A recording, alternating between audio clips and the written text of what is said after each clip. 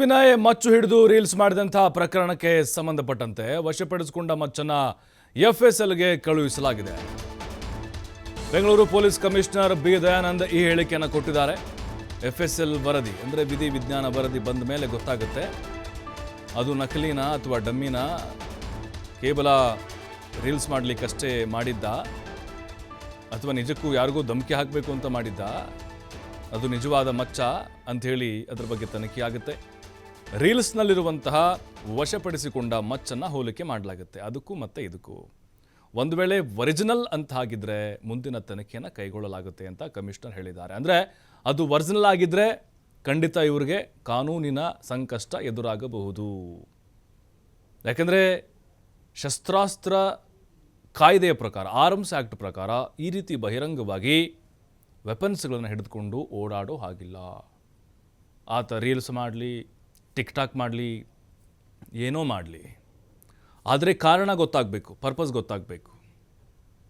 ಈಗ ಬಸವೇಶ್ವರ ನಗರ ಪೊಲೀಸ್ ಠಾಣೆಯಲ್ಲೂ ಕೂಡ ವಿಚಾರಣೆ ನಡೆಸಿದ್ರು ಇವರು ಕೆಲವೊಂದಿಷ್ಟು ಸಮರ್ಥನೆಯನ್ನು ಮಾಡಿಕೊಂಡಿದ್ದರು, ಅದು ಡಮ್ಮಿ ಅಂತ ಹೇಳಿದ್ರಂತೆ.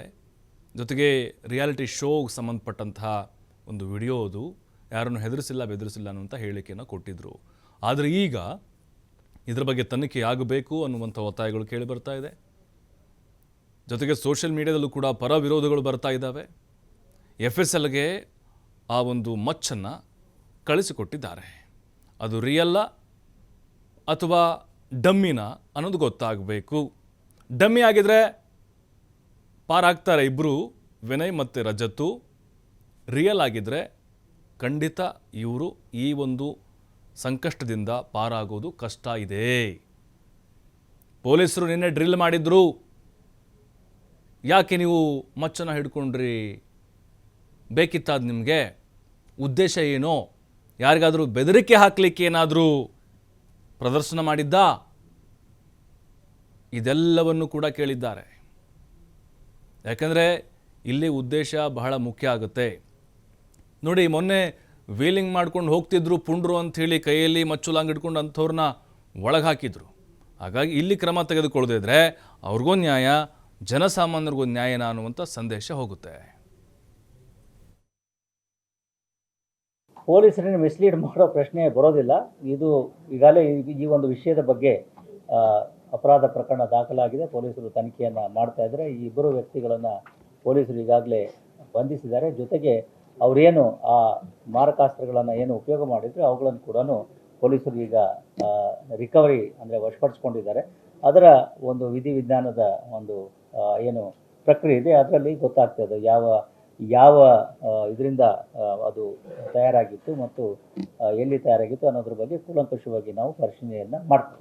ಆ ರೀಲ್ಸಲ್ಲಿ ಯಾವುದು ಉಪಯೋಗ ಆಗಿದೆ, ಇದು ಯಾವುದಿದೆ, ಅದು ಸೇಮಾ ಅಲ್ವಾ ಅನ್ನೋದ್ರ ಬಗ್ಗೆ ನಾವು ತಾಂತ್ರಿಕವಾಗಿ ನಾವು ಅದನ್ನು ರಿಪೋರ್ಟ್ಗಳನ್ನು ತೆಗೆದುಕೊಳ್ತೇವೆ. ಅದೇ ಹೌದಾ ಅಲ್ವಾ ಅನ್ನೋದ್ರ ಬಗ್ಗೆ ನಾವು ತಂತ್ರಜ್ಞರನ್ನು ಸಂಪರ್ಕಿಸಿ ಅವ್ರಗಳ ಒಂದು ವರದಿ ಆಧಾರದ ಮೇಲೆ ಮುಂದುವರಿತೀಯೇ ಹೊರತು ಊಹಾಪೋಹಗಳ ಮೇಲೆ ಮುಂದುವರಿಲಿಕ್ಕೆ ಆಗೋದಿಲ್ಲ. ಪೊಲೀಸರನ್ನು ಮಿಸ್ಲೀಡ್ ಮಾಡೋ ಪ್ರಶ್ನೆ ಬರೋದಿಲ್ಲ. ಇದು ಈಗಾಗಲೇ ಈ ಒಂದು ವಿಷಯದ ಬಗ್ಗೆ ಅಪರಾಧ ಪ್ರಕರಣ ದಾಖಲಾಗಿದೆ. ಪೊಲೀಸರು ತನಿಖೆಯನ್ನು ಮಾಡ್ತಾ ಇದ್ದಾರೆ. ಈ ಇಬ್ಬರು ವ್ಯಕ್ತಿಗಳನ್ನು ಪೊಲೀಸರು ಈಗಾಗಲೇ ಬಂಧಿಸಿದ್ದಾರೆ. ಜೊತೆಗೆ ಅವರೇನು ಆ ಮಾರಕಾಸ್ತ್ರಗಳನ್ನು ಏನು ಉಪಯೋಗ ಮಾಡಿದ್ರು ಅವುಗಳನ್ನು ಕೂಡ ಪೊಲೀಸರು ಈಗ ರಿಕವರಿ ಅಂದರೆ ವಶಪಡಿಸ್ಕೊಂಡಿದ್ದಾರೆ.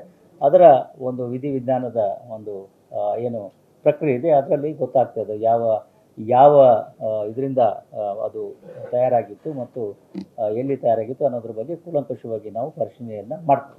ಆ ರೀಲ್ಸಲ್ಲಿ ಯಾವುದು ಉಪಯೋಗ ಆಗಿದೆ, ಇದು ಯಾವುದಿದೆ, ಅದು ಸೇಮಾ ಅಲ್ವಾ ಅನ್ನೋದ್ರ ಬಗ್ಗೆ ನಾವು ತಾಂತ್ರಿಕವಾಗಿ ನಾವು ಅದನ್ನು ರಿಪೋರ್ಟ್ಗಳನ್ನು ತೆಗೆದುಕೊಳ್ತೇವೆ.